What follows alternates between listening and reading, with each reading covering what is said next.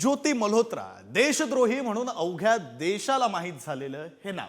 ही ज्योती देशाची शत्रू आहेच, पण आता हिनं मुंबईच्या विरोधात कट रचणाऱ्यांना कशी मदत केली होती ते सुद्धा समोर येऊ लागले। नेमकं कसं पाहूया या रिपोर्टमध्ये।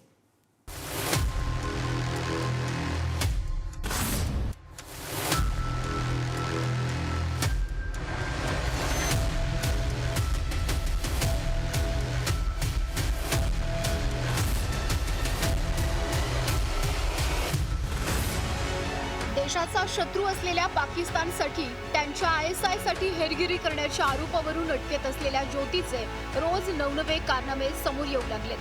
तिच्या चौकशीतून तिचे धक्कादायक कारनामे समोर येतात। ज्योती मल्होत्रानं अखेर ISIशी असलेल्या संबंधांची कबुली दिली आहे। यापेक्षा धक्कादायक बाब समोर आली आहे ती म्हणजे ही ज्योती पाकड्यांसाठी देशाच्या आर्थिक राजधानी असलेल्या मुंबईवर नजर ठेवणारा डोळा बनली होती।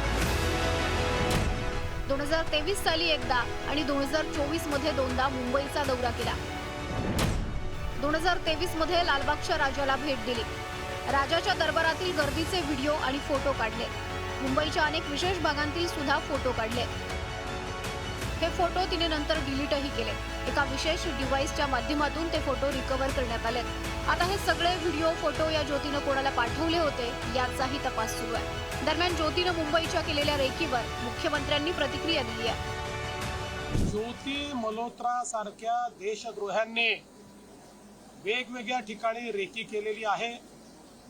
त्या संदर्भातली माहिती पोलीस चौकशीत सापडते, NIA चौकशीत सापडते। अशा प्रकारे व्हाईट कॉलर बनवून देशद्रोह करणं याला कठोरात कठोर शिक्षा झाली पाहिजे असं आमचं मत आहे। आणि अशा प्रकारचे अजून कोण लोक आहेत त्यांना आयडेंटिफाय करणं चाललेलं आहे। ज्योतीच्या आतापर्यंतच्या चौकशीत बरीच माहिती पुढे आली आहे। तिनं ISIशी संबंधांची कबुली सुद्धा दिली आहे। शिवाय ज्योती मल्होत्राने पाकिस्तानच्या गुप्तचरांना भेटल्याचं कबूल केलंय। यासह अधिकारी दानिशच्या सांगण्यावरून दोनदा पाकिस्तानचा दौरा केल्याचंही समोर आलंय।